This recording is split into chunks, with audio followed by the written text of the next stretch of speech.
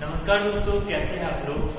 पिछली बार हमने कुछ एक डेरिवेशंस हमने डिराइव करी थी, जिसमें हमने जो है parallelogram law of vector addition है, जो हमने उसका रिजल्टेंट जो आता है वो रिजल्टेंट क्या आता है उसके लिए हमने एक डेरिवेशन जो है डिराइव करी थी। तो उसके बाद में हम जो है हमारा जो नेक्स्ट टॉपिक आ रहा है वो है हमारा रिजोल्यूशन ऑफ फैक्टर्स। ठीक है, तो ये रिजोल्यूशन ऑफ फैक्टर्स जो हमारा जो पिछला जो टॉपिक था वेक्टर एडिशन का, उसका जस्ट उल्टा टॉपिक है ना, उसका बिल्कुल ऑपोजिट टॉपिक है। मतलब कैसे, वहां पे हमने क्या किया था कि एक वेक्टर है, दो वेक्टर्स है आपके इस तरीके से, ये दो वेक्टर्स है, तो आपको जो है इन दोनों वेक्टर का आप क्या निकाल रहे थे, रिजल्टेंट निकाल रहे थे with the help of triangle law of vector addition and parallelogram law of vector addition. अभी यहाँ पे हम क्या करेंगे कि हमारे पास में एक वेक्टर है, हम उसके क्या निकालेंगे, कंपोनेंट्स निकालेंगे कि वो किन किन कंपोनेंट से बना हुआ है।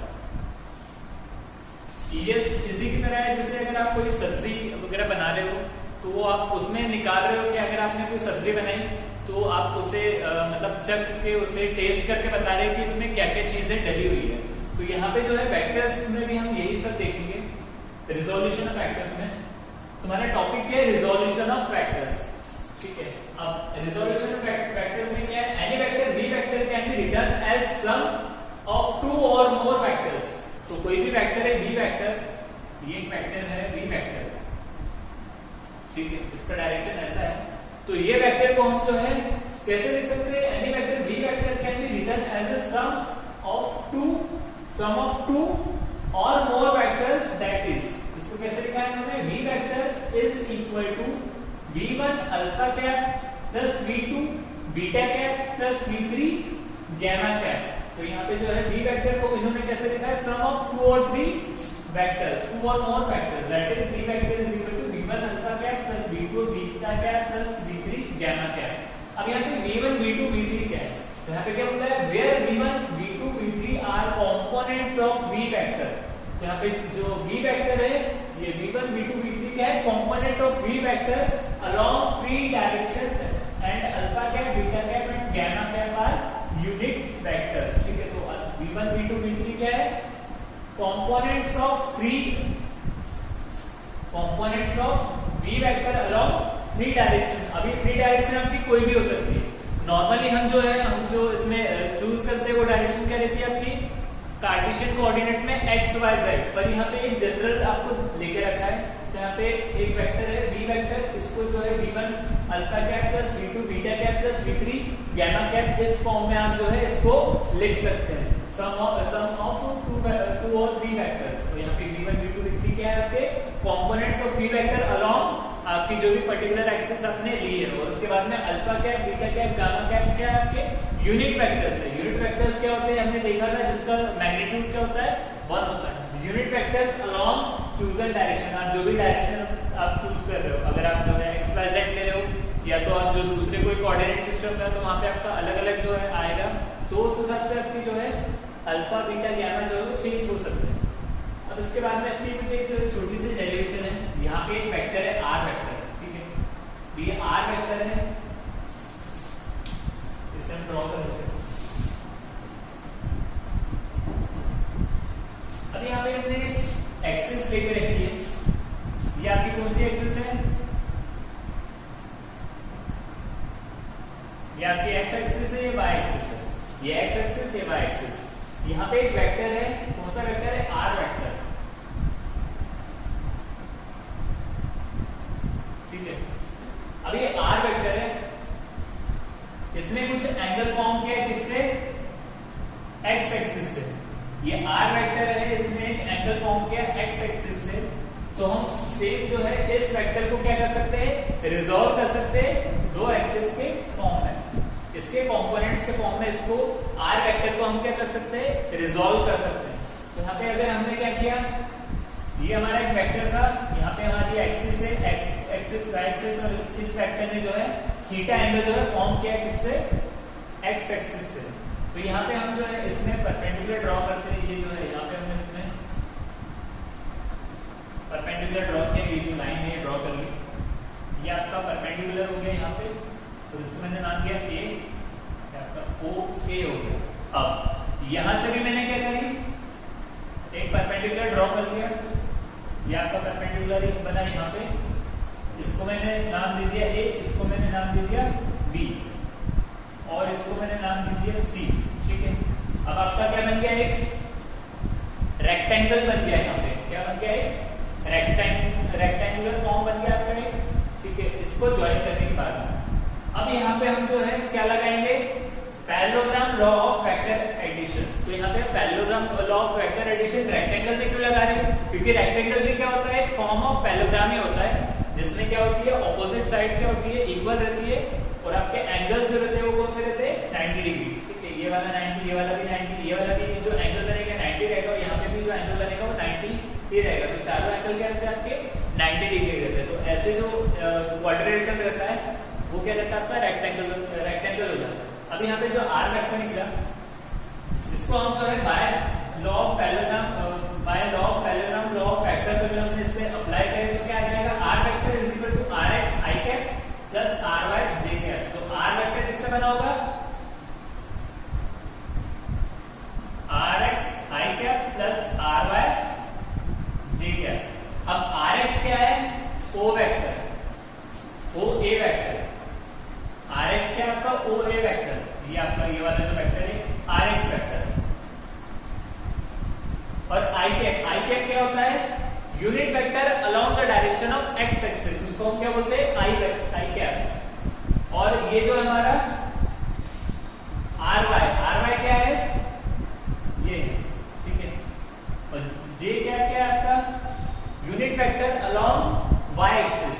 ठीक है, जे क्या आपका unit vector along Y axis, R X और आर वाई। तो आर एक्स आर वाई क्या हो गए, आर एक्स हो गया component of R vector in X direction. ठीक है, और आर वाई क्या हो गया, component of R vector in Y direction. इसी तरीके से अगर हमारी एक और एक एक्सिस अगर निकलती है जेड एक्सिस, तो उसमें क्या आ जाएगा, आर जेड। तो आर जेड क्या हो जाएगा, component of R vector along Z axis. ठीक है, तो आपका ये कॉम्पोनेंट के फॉर्म में क्या हो गया, रिजॉल्व हो गया। अब यहाँ पे हम जो है इसमें थीटा जो है यहाँ पे क्या हो रहा है, फॉर्म कर रहा है थीटा एंगल।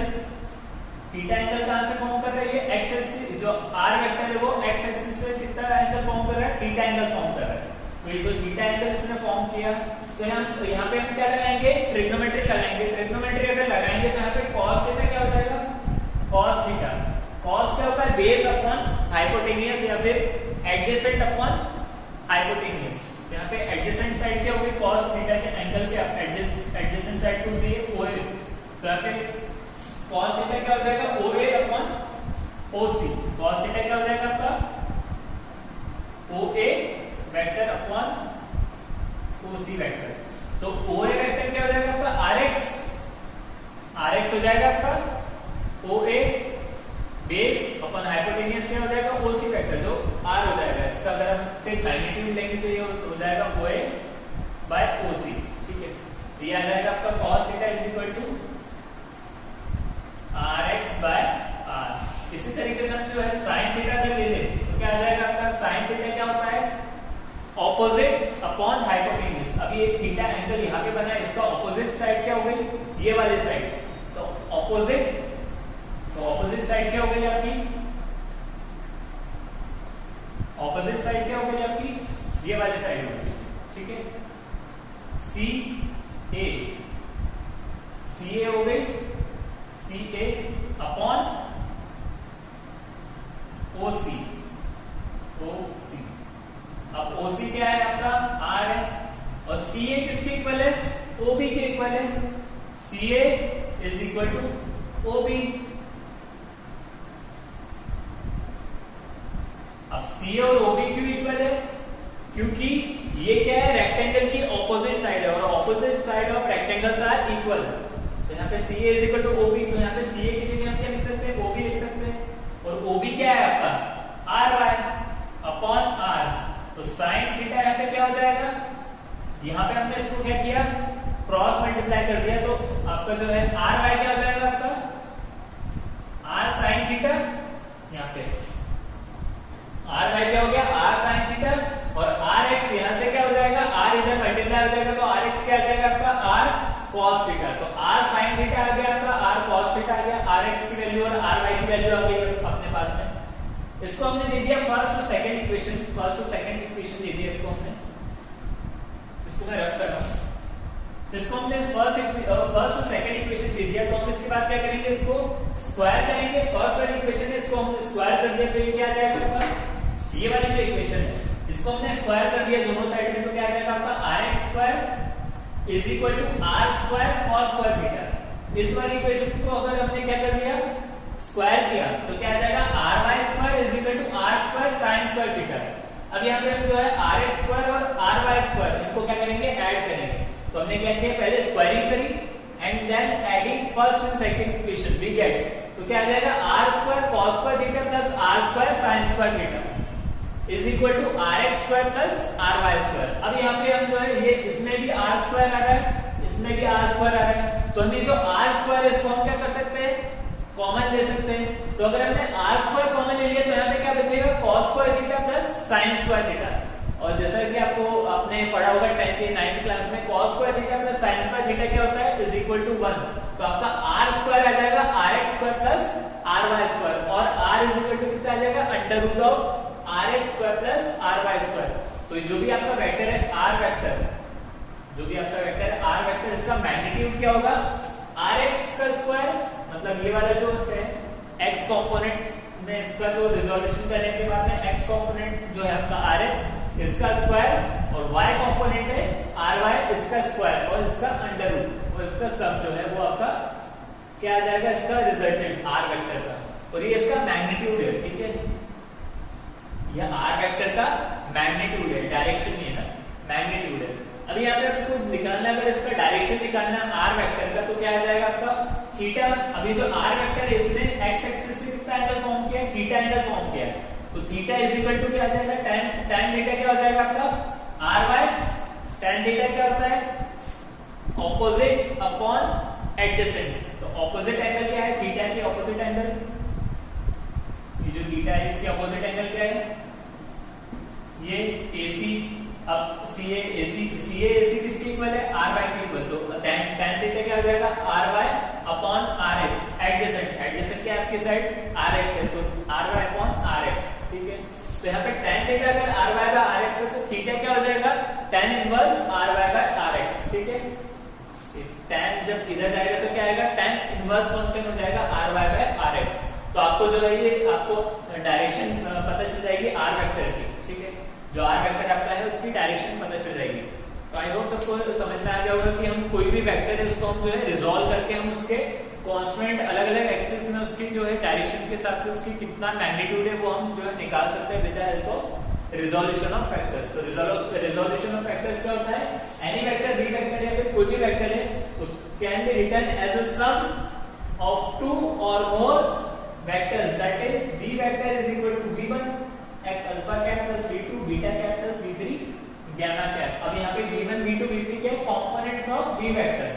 ये क्या है, कंपोनेंट्स ऑफ v वेक्टर है, मतलब ये किससे v वेक्टर किससे बना हुआ है, ये इसके कंपोनेंट होगा।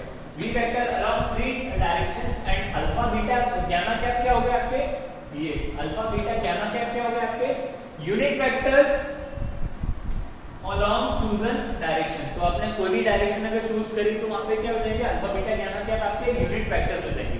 अभी यहाँ पे हम अगर आपने जो है डायरेक्शन जो चूज करी वो x y z मतलब जैसे आपका कार्टेशियन कोऑर्डिनेट्स में होता है, तो यहाँ पे क्या आ जाएंगे, अल्फा बीटा गामा कैप ऐसे रिप्लेस हो जाएंगे i कैप j कैप और k कैप से।